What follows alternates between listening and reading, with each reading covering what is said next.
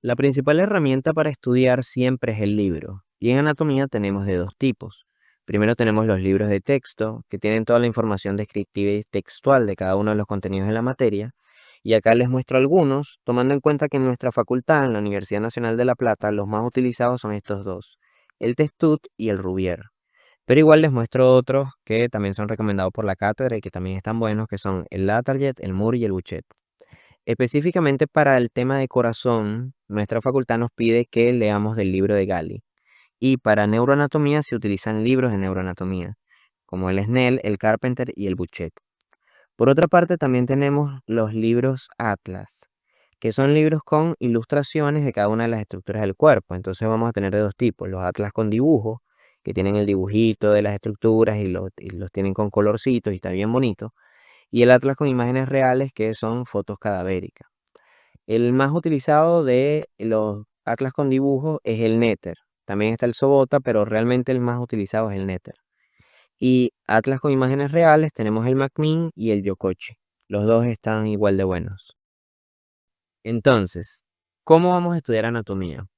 Mi recomendación es primero leer el libro de texto y luego ir comparando lo que estamos leyendo con el atlas.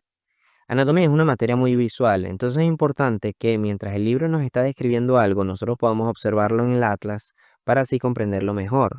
Por ejemplo, si usamos de ejemplo este tema de cabeza ósea, el libro nos va a estar diciendo cuáles son los huesos, dónde se encuentran, con quién articulan, etcétera.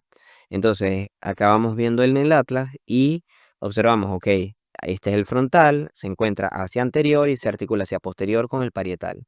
Así sería mucho más fácil, ¿no? Luego de esa información del libro de texto la vamos a organizar en esquemas o cuadros. Si usamos de ejemplo este mismo tema de cabeza ósea, el libro te va a decir que se dividen en huesos del cráneo y huesos de la cara y que a su vez estos se dividen en pares e impares. Entonces acá tenemos todos los huesos pares del cráneo, los impares del cráneo, los pares de la cara y los impares de la cara. Lo mismo podemos hacer con un cuadro. Aquí están todos los del cráneo, todos los de la cara, todos los impares y todos los pares.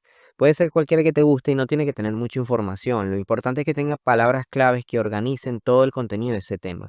Si después de eso quieren hacer algún resumen, no estaría mal, describiendo, por ejemplo, cada uno de los huesos. Pero siempre comenzando con un esquema o cuadro que nos diga que todo el contenido que vamos a ver en ese tema en específico, ¿sí? Si nosotros logramos plasmar, organizar esa información y plasmarla en un papel, con un esquema o un cuadro, luego memorizamos ese esquema o ese cuadro y ahí ya vamos a tener la información organizada en nuestra cabeza y así va a ser mucho más fácil recuperarla cuando la queramos recordar.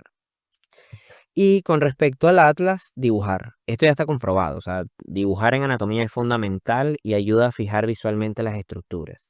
Entonces leemos el libro de texto, lo vamos comparando con el atlas para entenderlo. Luego del libro de texto hacemos esquemas o cuadros y del atlas vamos a hacer dibujos, ¿sí? Sin embargo, les confieso que estos libros de texto a veces tienen demasiada información que no es necesaria, o sea, no la necesitamos ni para el parcial ni para la carrera. Entonces ahí es donde viene la gran pregunta, ¿qué tenemos que saber? Y la cuestión es que dependiendo de lo que estemos estudiando en anatomía, en cada uno de los temas, es importante enfocarse en unos puntos en específico. Entonces acá les muestro unos ejemplos. Con respecto al tema de los huesos, hay que decir el tipo, la ubicación, la articulación y la descripción. Por ejemplo, aquí tenemos el hueso húmero y aquí tenemos al escápulo. Entonces, tipo, el húmero es un hueso largo, la escápula es un hueso plano. La ubicación, el húmero se encuentra en el brazo y la escápula se encuentra en el hombro. ¿Con quién articula? Bueno, el húmero, por ejemplo, articula hacia abajo con el radio y el cúbito y hacia arriba con la misma escápula, en la articulación de acá. Y luego la descripción, que son los accidentes óseos. Con accidentes óseos se refieren a las estructuras que tiene ese hueso en sus diferentes regiones. Entonces, esa descripción va a ser diferente, por ejemplo, si es un hueso largo o si es un hueso plano. En el caso del hueso largo se describe por epífisis proximal, diáfisis y epífisis distal. También van a encontrarlo en los libros como extremidad superior, cuerpo y extremidad inferior. Entonces, por ejemplo, voy a describir el húmero. Entonces digo, en la epífisis proximal tenemos la cabeza del húmero, el cuello anatómico, el cuello quirúrgico, tubérculo mayor, tubérculo menor, surco intertubercular, etcétera. ¿Ok?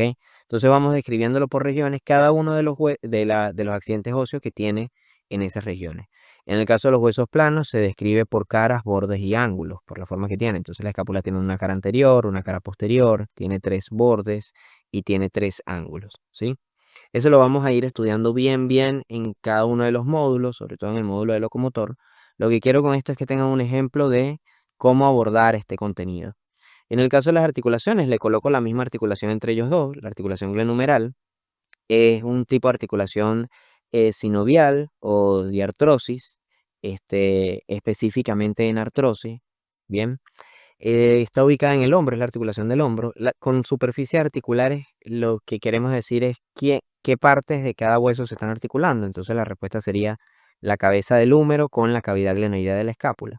Los medios de refuerzo serían los ligamentos que ayudan a mantener fija esa articulación. Aquí está, por ejemplo, el glenohumeral superior, glenohumeral medio y glenohumeral inferior. Y los movimientos que hace. Esta articulación, por ejemplo, hace todos los movimientos. Puede hacer rotación interna, rotación externa, flexión, extensión, aducción, abducción y circunducción. En la parte de los músculos es importante decir la ubicación. Fíjense, esto es una vista lateral. Vemos el tronco, esta es la caja torácica, ¿sí? Esto es anterior y esto es posterior. Aquí estaría la cabeza y hacia acá abajo estaría el resto del miembro superior y el miembro inferior y la pelvis, ¿no? Entonces, esto que está acá es el brazo visto desde lateral. El hueso del brazo es el húmero, que ya lo hemos estado hablando. Entonces, aquí alrededor hay unos músculos. Entonces, con respecto a la ubicación, nos referimos a qué parte se encuentran esos músculos. Estos son los músculos del brazo.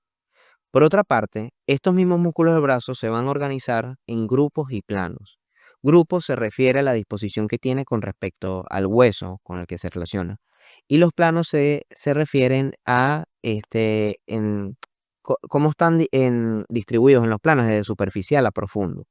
Es decir, los músculos del brazo, que son estos que están acá, que esa sería su ubicación, están divididos en dos grupos. Un grupo anterior y un grupo posterior, ¿ok? Unos que están anterior al húmero y otros que están posterior al húmero.